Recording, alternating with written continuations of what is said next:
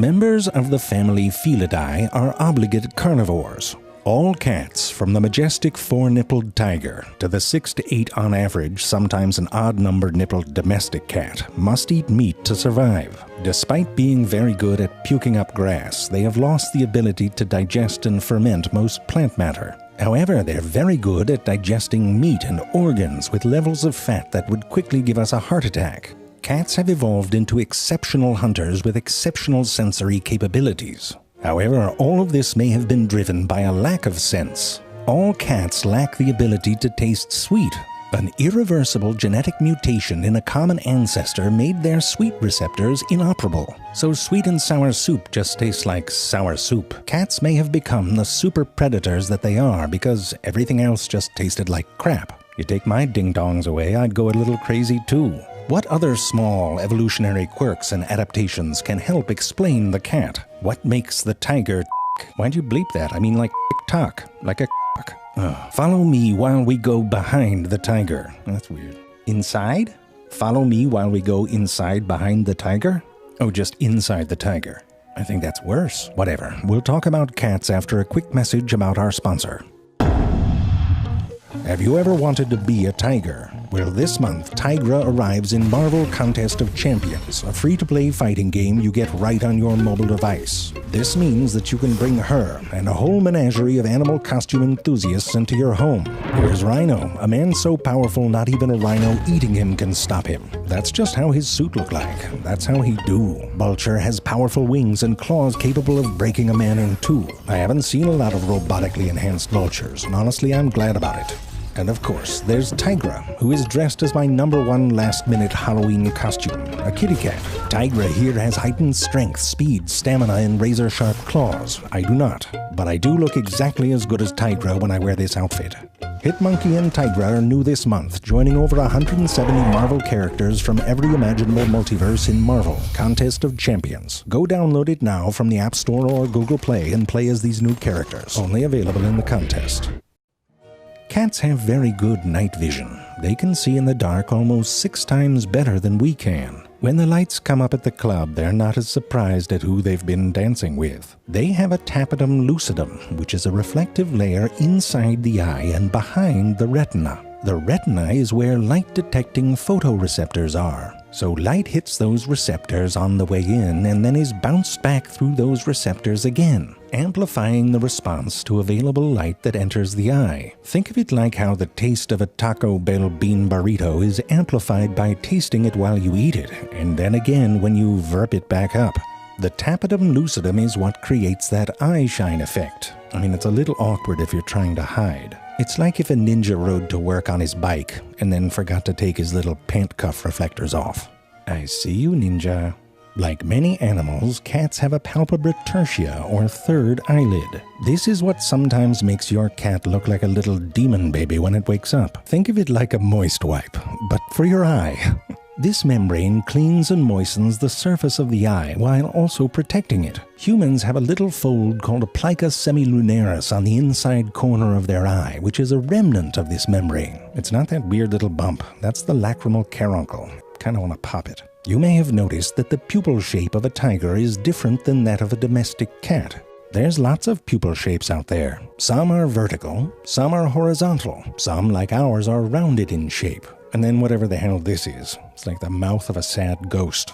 And stupid clans, they don't even have pupils, they're dumb. You look like Jabba the Hutt when he got all horny. Horny Jabba. Martin Banks and et al., who's like the best scientist, he's on all the papers, used their sciences to explain these differences. It turns out that vertical pupils create an increased depth of field on vertical contours. This means that if you focus on an object, vertical things like blades of grass in front of or behind that object don't go out of focus as much as horizontal things do. This information can be used by the brain parts to more precisely calculate depth, and this arrangement is found in hunters that ambush and pounce on their prey. However, this benefit diminishes as you get taller. Lower to the ground predators like foxes and kitty cats have vertical pupils, while their taller relatives like wolves and big cats have round pupils. And this would explain why almost all birds have round pupils. Horizontal pupils are a bit different. They tend to be on prey animals with side-facing eyes.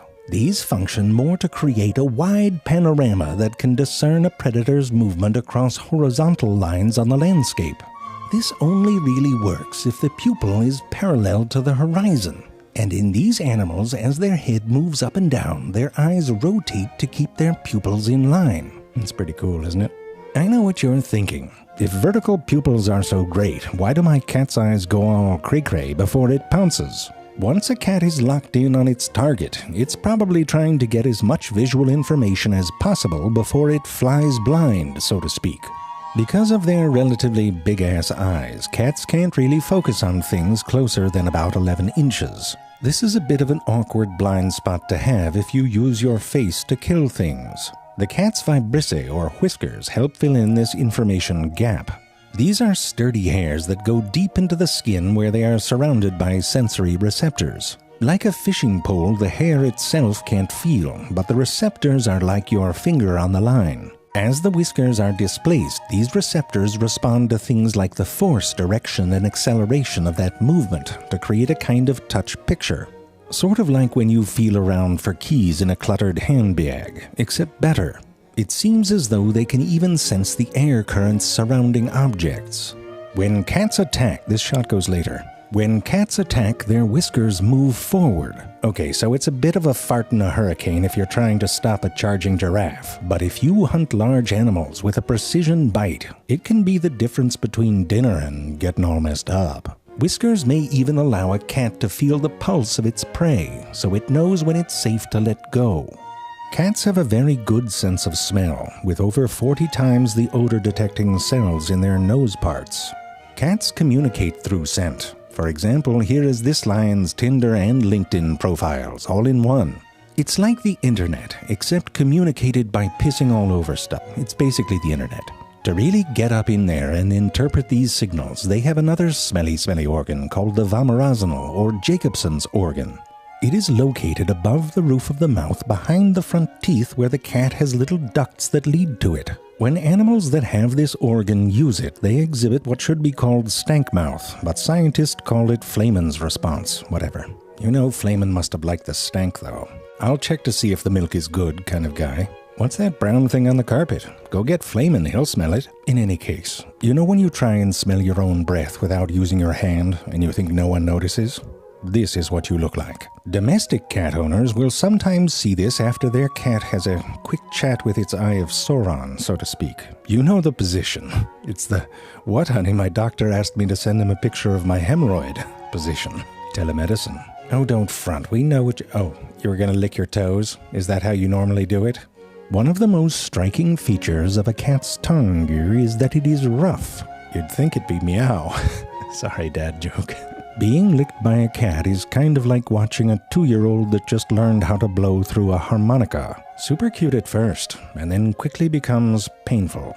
Cats' tongues are covered in little spiky papillae made of keratin, the same stuff that makes fingernails. Scratchy. For a long time, these papillae were assumed to be solid conical spikes. However, Dr. Alexis Knoll and et al., again, was looking at how papillae might help a cat eat by dragging a cat tongue over a piece of pork.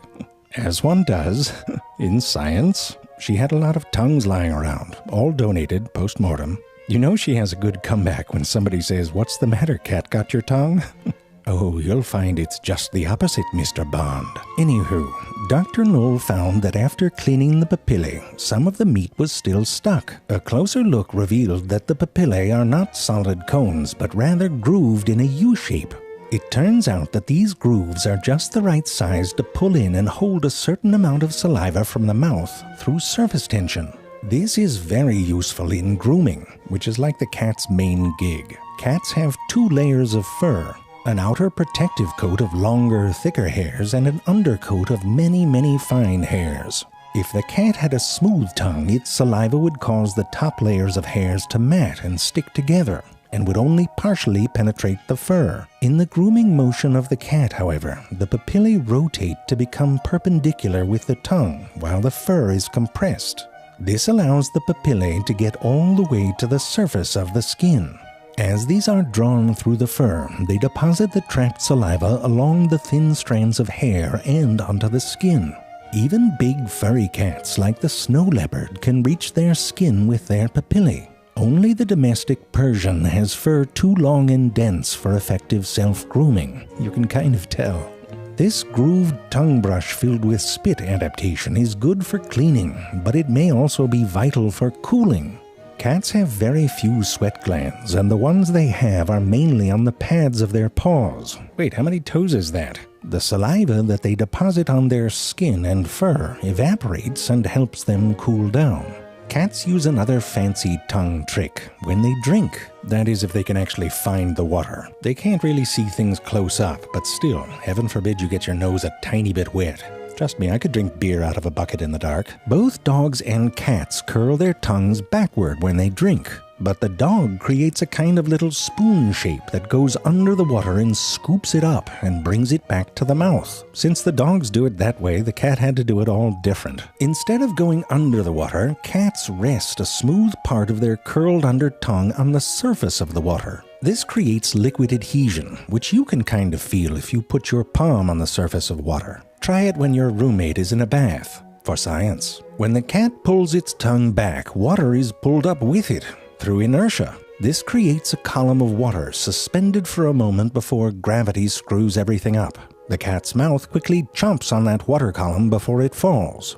Lots of complicated little sips. Sort of like eating by throwing things up in the air and trying to catch them in your mouth, like some young people are wont to do with grapes. Yes, the cat is remarkable to behold for its strength, speed, and power. But perhaps it is the small things that truly let us take a peek behind the cat. Are you not hearing that? I'm telling you, it doesn't sound right. And by the way, you don't have to take a peek behind a cat. They'll parade it around right in front of you. I mean, if it was up to me, that's where I'd put their third eyelid. Or maybe not. It'd be weird if it winked at you. All cats, from the majestic four-nippled type... Why are we saying how many nipples they have? No, I get that it's factual. Well, sure, but I don't introduce you as Jerry, my two-nippled friend. All right. I'm sorry. I didn't know that. Oh, really? Harry Styles has four. I'm drinking beer.